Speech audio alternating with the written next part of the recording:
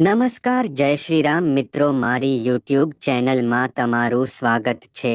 હનુમાન ચાલીસાનો પાઠ કરતી વખતે ન કરો આ 7 ભૂલો, તમારે ભોગવવું પડી શકે છે ખરાબ પરિણામ। ભક્ત બજરંગબલીને પ્રસન્ન કરવા માટે મોટા ભાગના લોકો હનુમાન ચાલીસાનો પાઠ કરે છે, ખાસ કરીને મંગળવારે હનુમાન ચાલીસાનો પાઠ કરે છે।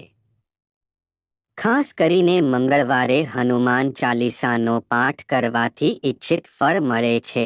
કોઈ ખાસ નિયમની જરૂર નથી, પરંતુ કેટલીક નાની બાબતો ધ્યાનમાં રાખવી જરૂરી છે। હિન્દુ ધર્મ અનુસાર હનુમાનની પૂજા કરવાથી શુભ ફળ મળે છે।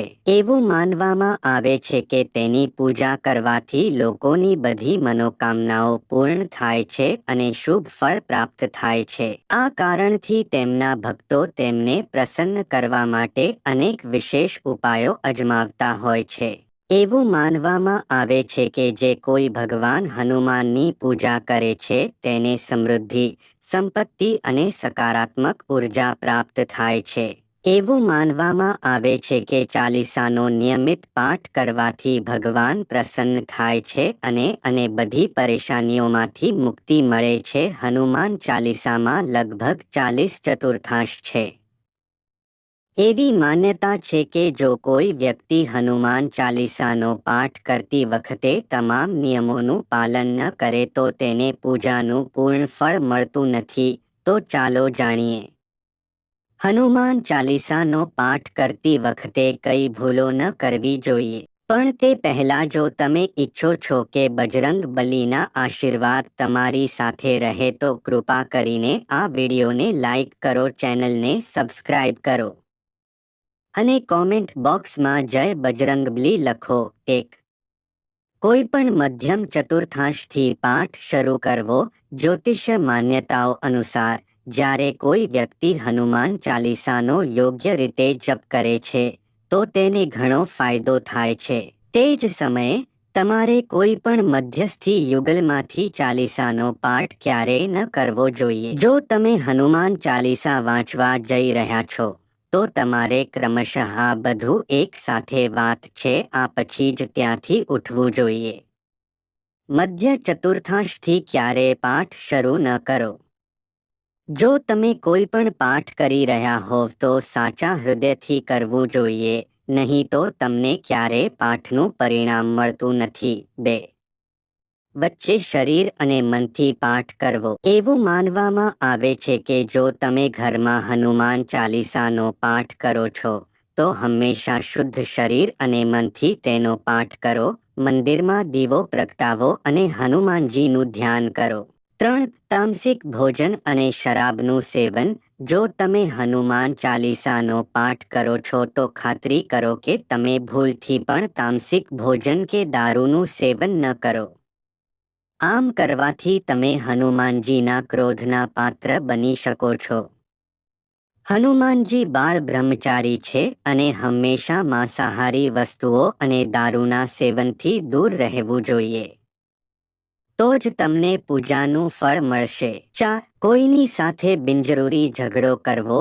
જો તમે હનુમાન ચાલીસાનો પાઠ કરો છો તો ધ્યાનમાં રાખો કે તમારે ભૂલથી પણ કોઈ નબળા વ્યક્તિને ત્રાસ ન આપવો જોઈએ અને કોઈની સાથે બિનજરૂરી ઝઘડો ન કરવો જોઈએ। જો તમે પણ હનુમાન ચાલીસાનો પાઠ કરો છો તો ધ્યાન રાખો કે તમારે કોઈનું અપમાન ન કરવું જોઈએ અને કોઈ માટે અપશબ્દ ઉલ્લેખ ન કરવો જોઈએ। જો તમે હનુમાન ચાલીસાનો પાઠ કરો છો તો તમારે ગરીબોને હેરાન ન કરવા જોઈએ, પરંતુ ગરીબોને મદદ કરવી જોઈએ। 5. ગરીબો અને પશુઓ અને હેરાન ન કરવા જોઈએ।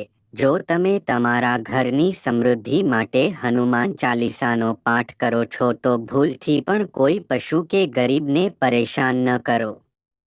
આમ કરવાથી પૂજાનું ફળ મળતું નથી અને ઘરમાં દુઃખ રહે છે।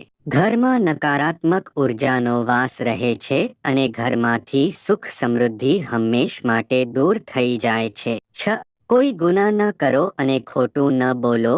જો તમે હનુમાન ચાલીસાનો પાઠ કરો છો તો તમારે કોઈ પણ પ્રકારનો ગુનો ન કરવો જોઈએ। તમારે કોઈની સાથે જ છેતરપિંડી કરવાથી પણ બચવું જોઈએ અને જૂઠું ના બોલવું જોઈએ. જો તમારામાં કોઈના પ્રત્યે કપટ અને દ્વેષ હશે તો તમને પૂજાનું ફળ ક્યારેય નહીં મળે.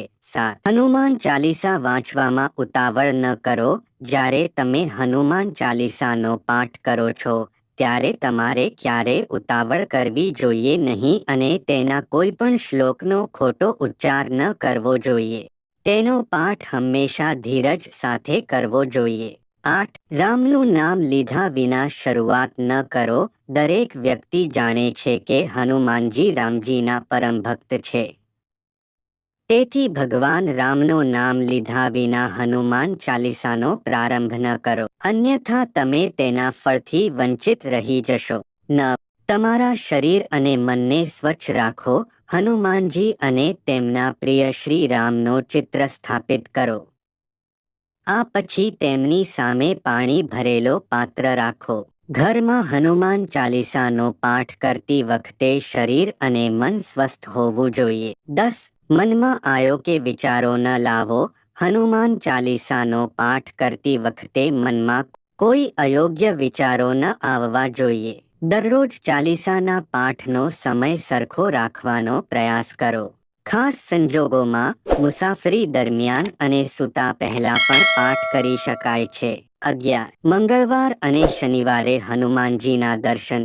જે વ્યક્તિ હનુમાન ચાલીસાનો પાઠ કરે છે તેણે મંગળવાર અને શનિવારે હનુમાન મંદિરમાં જઈને હનુમાનજીના દર્શન કરવા જોઈએ. ઘરની સામે ઘીનો દીવો પ્રગટાવવાથી અને ત્યાં બેસીને હનુમાન ચાલીસાનો પાઠ કરવાથી મોટામાં મોટી પરેશાનીઓ દૂર થઈ જાય છે. 12. ખોટા લોકો સાથે ક્યારેય ન રહો.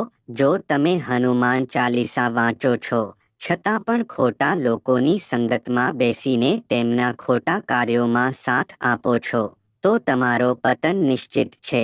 તેથી આવા લોકોથી દૂર રહો. જ્યોતિષશાસ્ત્ર અનુસાર મંગળવારના દિવસે 3 વખત પાઠ કરવો ખૂબ જ શુભ માનવામાં આવે છે. જ્યારે પણ તમે પાઠ કરો ત્યારે સૌથી પહેલા પાણીથી ભરેલું વાસણ રાખો. ત્યારબાદ જ્યારે હનુમાન ચાલીસાનો પાઠ પૂરો થઈ જાય ત્યારે તે પાણીનું સેવન કરો. તેનાથી તમને ફાયદો તો થશે જ, હનુમાનજી પણ તમારી ઉપર આશીર્વાદ વરસાવશે. 14. પરિવારમાં સૂતક સમયગાળો.